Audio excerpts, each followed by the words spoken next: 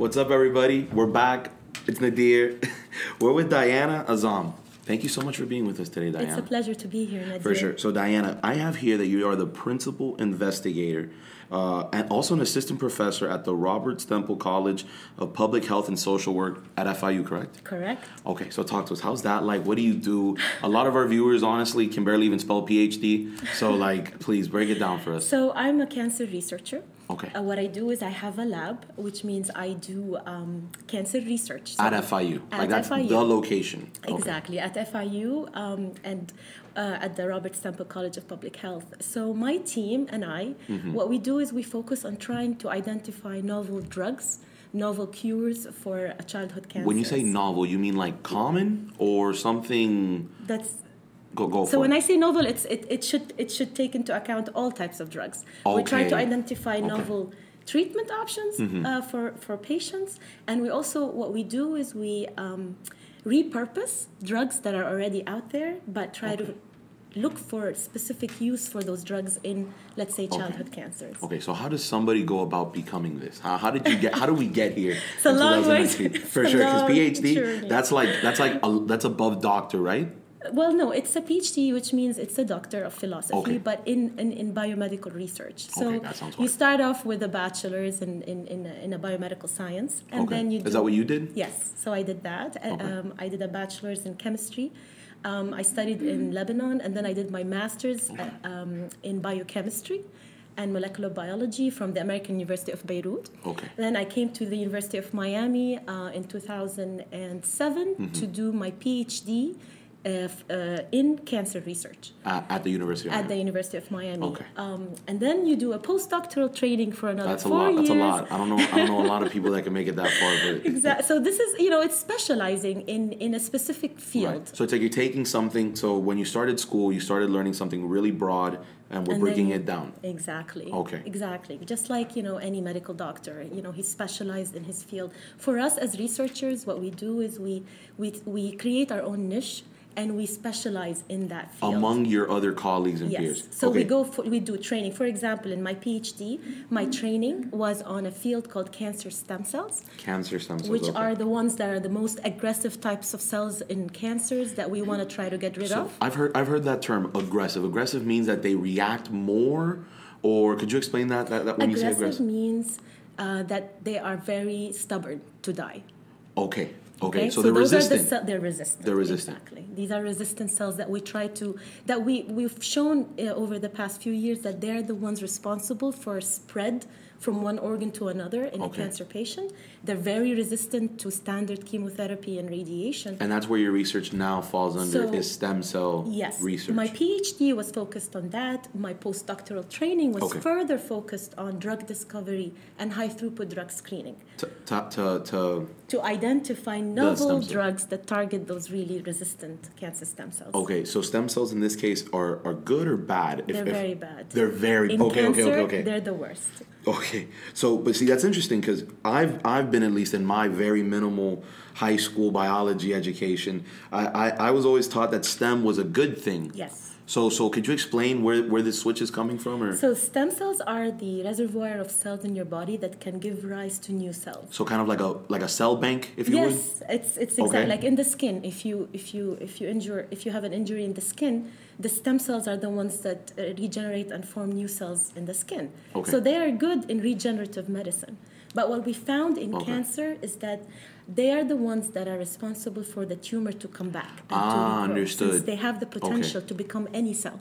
Right, so they could be a bad one, a good one, and you don't know which one to difference. So what happened, what we found is that chemotherapy, standard therapies, chemo, radiation, they would kill all the tumor cells, but then spare those stem cells. Exactly. So it's like the root of a cancer, root of the tree. So what you need to do is get rid of the root in order to entirely. It's not a bad and this is seed what or we're bad trying apple, to do right now. The entire thing is. Entire thing. Okay. Exactly. So I have here that your study now is in personalized ex vivo drug screening. It's a long name, guys. I know, but I'll break it down. Okay, yeah. Okay, so personalized ex vivo vivo drug screening and is it genomic or genomic? Genomic. Okay, profile. genomic profiling to guide individualized treatments for children with relapsed or refractory solid tumors and leukemias. Correct. So let's just go by bit. Personalized ex vivo drug screening. Perfect. So basically, it is individualized treatments in children with advanced cancers. Right. So what we do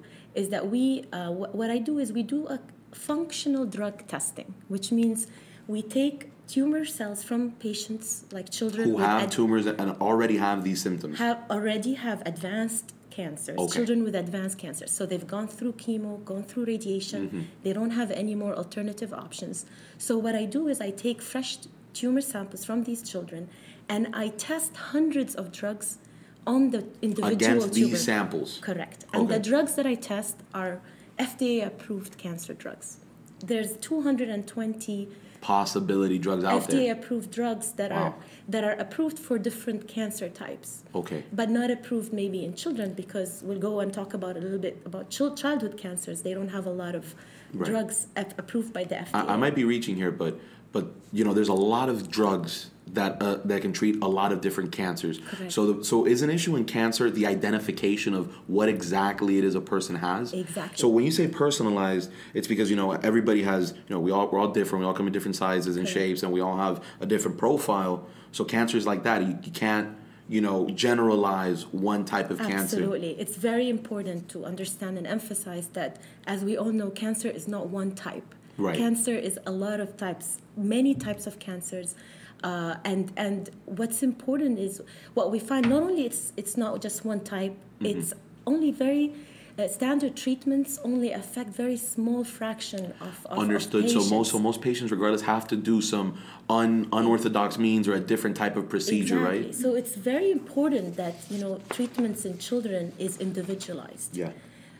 So what we do, the test that we do is functional drug testing. It's a simple concept. It's basically, the reason we're able to do it now is because we have the robotic systems and robotic machines that allows us to test hundreds of drugs. So technological advancements make your job easier. Correct. Okay. And That's this is great. what we do right now. So my the study research. that's been funded, you know, that was funded by the Live Like Bella Childhood Cancer Foundation, enrolls now children with advanced cancers that don't have any more options. These are the children that have relapsed leukemia or refractory leukemias and solid tumors. And what we do, we implement the functional drug testing to provide novel options for these children that don't have any more options. Okay, that's great. Fantastic.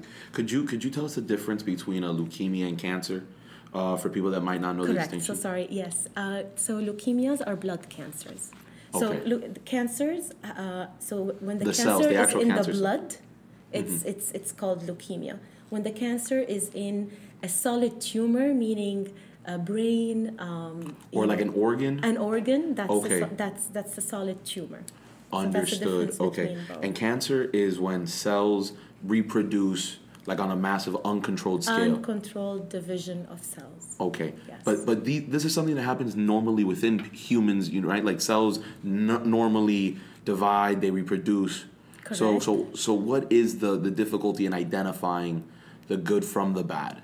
So I mean, the body has, you know, DNA repair systems. Okay. That supposedly protect us or, you know, get rid of the uncontrolled or the bad cells. But naturally, because it's our immune system. Correct. It's just, you know, what our body does. But what happens is mutations and something that goes wrong in the DNA of the cell would affect the ability of the body to repair that cell, and that's when results in uncontrolled divisions and cancer. No. So we're talking specifically now in children. Yes. So what, like, compared to an adult, is cancer in children worse, or is it? Or what can you talk to us about that? It's not worse. The problem in children is that there's very limited funding on children. So there's only 4% so childhood cancer research is only funded by 4% of federal agencies. And that's not even considering states, just period, straight coming from the federal There government. isn't enough funding for childhood cancer research. And although we have 200 FDA-approved drugs that are for adult cancers, adult cancers, only very few of those drugs are being utilized in standard protocols in the treatment of childhood cancer. Understood. So that's the problem. I mean, and I have to say this in terms of there's high success rates in treating some types of childhood cancers. Like there may be 85 to 90% success rates in treating one type of childhood cancers, but then you have all the other types of childhood cancers that don't have any treatments, and there are the rare types of childhood cancers that don't have any FDA-approved drugs. Those that are more successful, would you say, get more funding out of the limited funding already? No, the ones that are successful are the standard chemotherapy. Okay, so what's the average? That are there, and they're successful in treating a few types of cancers like AML, leukemia. Do you think that return on investment for actual like research dollars matters when it comes to securing funding? Absolutely. I mean, you're saving lives. That's first, and I believe that if we are able to provide individualized treatments for children with cancers, we will save a lot of money, because what happens is if from the beginning we know what drug would work best, right, for that individual patient. We save money. We cut save a lot of costs then from the trial and errors of it. We save toxicity that these children would go through by just trial and error, trying different drugs at different times. So there's a lot of advantage of being able to provide individualized, knowing exactly what is the best possible drug that works for every child. Right. So apart from the personalized ex vivo drug screening, which is what you're saying, that what prescription drugs match to what, to a person, the genomic profiling to guide individualized treatment is the result of that. No. Sorry, I'll explain that. Yeah. So what we do is we do functional drug testing on the individual tumor cells, and we also look at the genomic profiling. It's just looking at what mutations are in their DNA. So we're doing both, and we're integrating both genomic and functional drug testing to give the oncologist a better picture of what would be the best therapeutic option for that patient. For sure. So it really helps the oncologist treating the patient to find the best possible drug or combination of drugs that would work for that patient. Okay, cool. And then again, we said with relapse or refractory solid tumor, so it's for people that already have gone through all types of standard protocols and have not been responding, and those are the patients that we're recruiting into my study. And what's been your experience so far in this study? So when did you start? We started officially recruiting our first patient 2 weeks ago. Okay, so it's very recent. Very recent. 16-year-old relapsed patient, AML patient that had gone through 2 lines of chemotherapy and has no more options. We did the functional drug testing, and we found at least 6 drugs that are FDA approved, that used in different types of cancers that could be possible possible therapeutic option for the patient. So this is really about getting clarity then. Yes. Right? It's the person in this situation and their families to understand this is exactly what you need. Because before it was difficult for doctors to prescribe because there's just so many varieties, right? It's basically what we're trying to do here is this study is a proof of principle that will serve.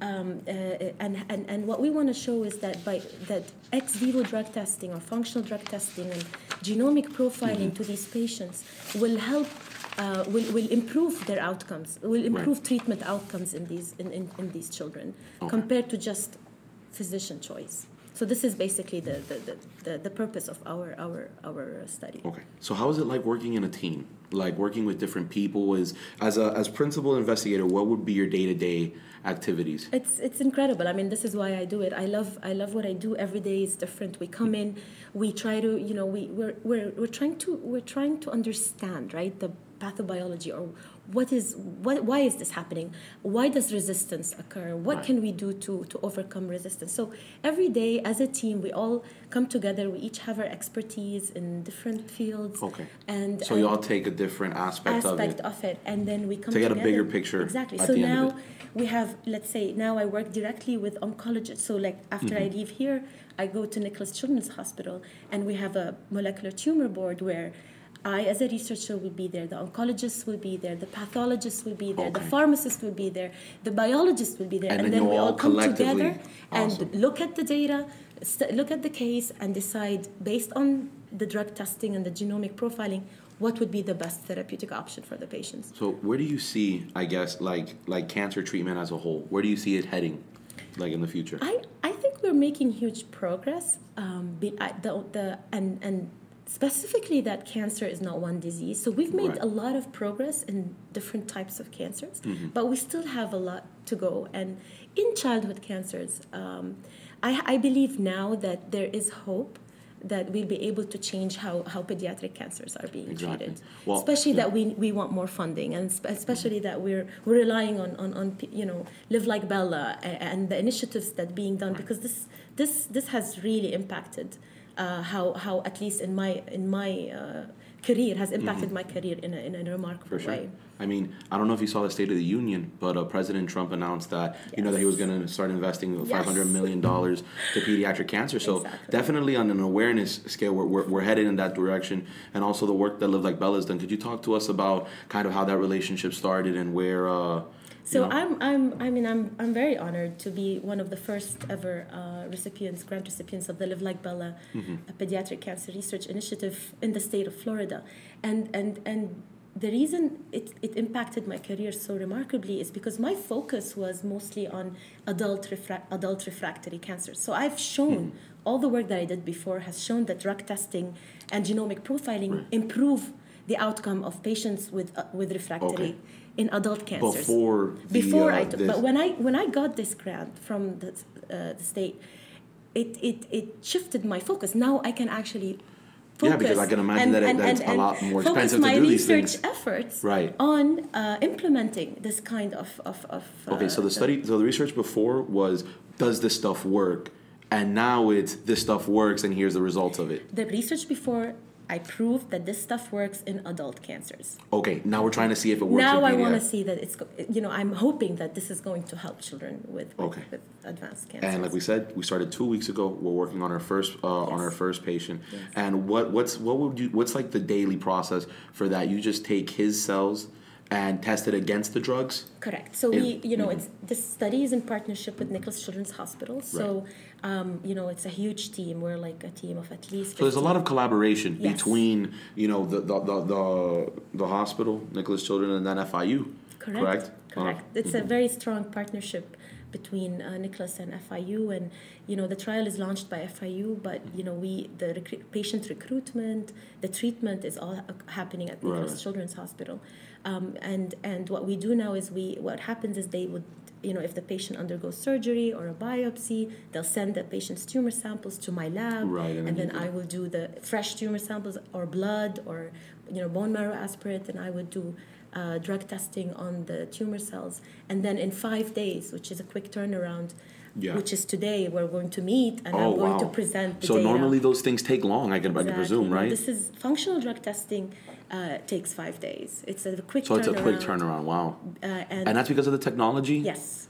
And the only reason we're able to do this right now, and we couldn't do it like maybe 10 years ago, is because of the technological advancement. There are robotic systems that allow us to test hundreds of drugs. And so it's essentially if you could clone yourself and you could just do the same work, but on a more bigger scale. Correct. So this is why now we're able to provide these kind of treatments to cancer patients. So then now's the time to invest in these fundings. If you're telling me now that we're performing and we're testing for more drugs at a higher efficient rate, at a better turnout, 5 days compared to however long it might have taken before. Exactly. So then we have to invest in these funds now. So in the state of Florida, there isn't a CLIA certified lab that allows to do drug testing on a lot of patients. Could you explain that a little more, just for clarification? So what I'm saying is now I'm limited to a very few patients that is a patient pool that you could perform by this Live Like Bella. towards. Yes, Okay. but if we get more funding for equipment, you can grow your operation. We can provide this type of treatment to a lot more patients, and we can help the community even more. And this is why Live Like Bella is very supportive of this. So then, will you be applying for more funds for the state of Florida this year? Absolutely. Okay. We need, first of all, as I said, I mean, we're in need of these robotic systems in the state of Florida that will allow us to grow the technology that allows us to do it more on a bigger every scale. patient, on any patient who wants to do that. What do you think is like the thing that's stopping it most? It's is funding. it really just the funding aspect of it? It is the funding. It's the resources. That's Okay. it. Yeah, there's only a few labs that are CLIA certified in the nation. So this is a new concept, and of course we have to prove. The genetic testing. Genetic testing has been out there for a while, but hasn't been very funded, or people know about the. Let me tell you the problem. It's beyond genetic testing what we're doing. Right, exactly, specific. Because 5% of patients have known genetic mutations. Only 5% of so out of everybody who could, like, you're only going to find 5 people, 5% not 5 people, but 5% of that pool Exactly. to actually have a variation. Exactly. So not that it's ineffective, it's just a very small Correct. of the large majority. Okay, Correct. understood. But with functional drug testing, we can, regardless of the genetic mutation, all we're doing is what drugs work and what don't on the tumor cells. And regardless, genetic testing will only tell you what you're propense to, right? It won't tell you are going to have breast cancer, or you are going to. No, those are important. So there are two different types of genetic testing. There's genetic testing that look for hereditary genetic mutations. So if, let's say, BRCA1 is shown to be breast mutated. cancer is BRCA17? BRCA1. Oh, I'm sorry. BRCA1 or 2. Okay. So then we know that there's an 80% chance that a woman will have breast cancer. Okay. So that's hereditary genetic testing. The genetic or genomic profiling that I'm talking about is just all these mutations that accumulate. So they're called somatic mutations. They accumulate with time. Okay. And so only 5% of patients, if we can actually find one mutation or more than one mutation, we don't have matching drugs for those mutations. So it's a little. The response rates so far are good.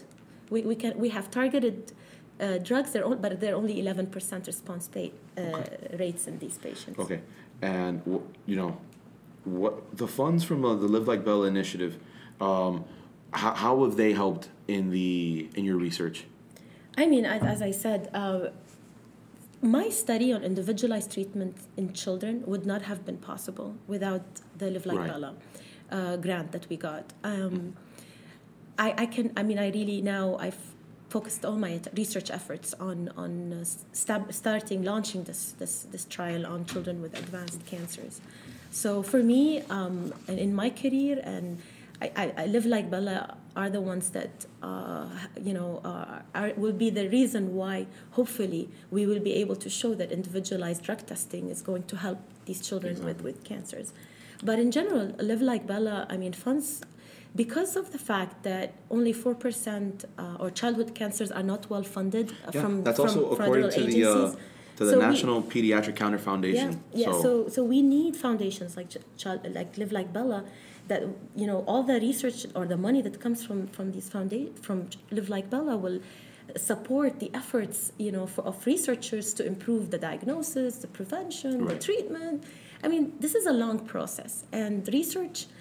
Even though we believe that we're in the right track, but everything takes time, and it takes a few. Like, for example, this study is a study for over 4 years, so you're going to have to wait. It's very 4 hard to years see for the return on investment in that time. To tell you this works, right? But I can tell you now, I'm helping each and every patient coming in because they don't have any more options. Right. So when you tell the parents of a child with cancer that, I'm sorry, we don't have any more options, they would want to do anything, right? Anything to prolong, I'm a mom. I have a 7-year-old. I can't even imagine me not being able to do whatever it takes to prolong her, to God forbid if she had cancer, to prolong her life even one more day.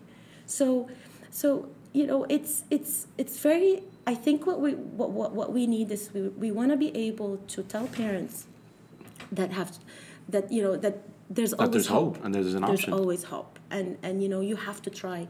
And I believe we're there. Right. With this funding, with Live Like Bella's initiative. Exactly. I believe that in the next few years there is hope of providing more options for these kids. Yeah, and hopefully the legislators will see that this is the clear future for childhood cancer research, and that we need to continue to fund these things. Absolutely, and especially in the state of Florida. I'm Well, very proud to be yeah. here.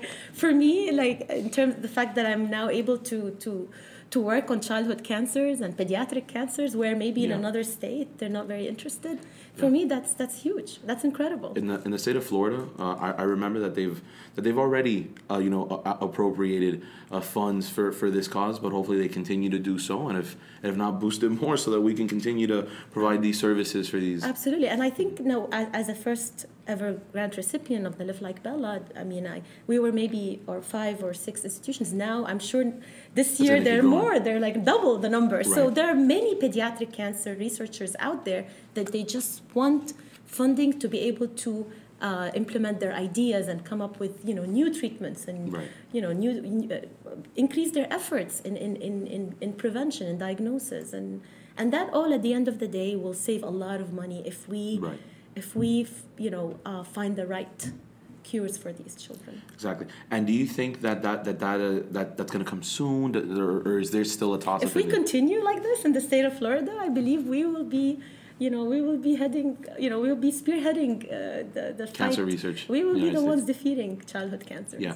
Okay, man. Well, thank you so much for coming on. It's been a This pleasure. was awesome. Is there any shout-outs you want to do to anybody, like your team? I know it's not just you out there, but you're the one that was here today, so. I would like to thank, of course, my team for working together and the passion that we have and the hope that we have that working together we'll be able to change the way pediatric cancers are treated.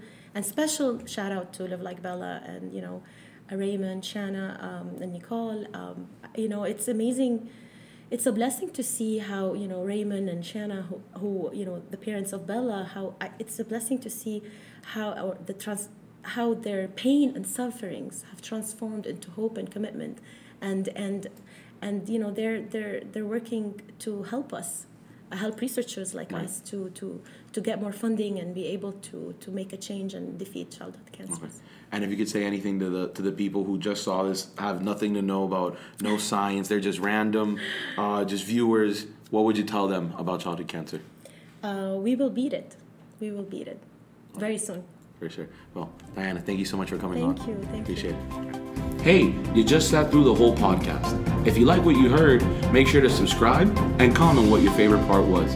Don't forget to follow us on Instagram and Twitter @Ven Vamos. If you're listening to this on the audio version, give us a 5-star rating. Thank you and have a great day.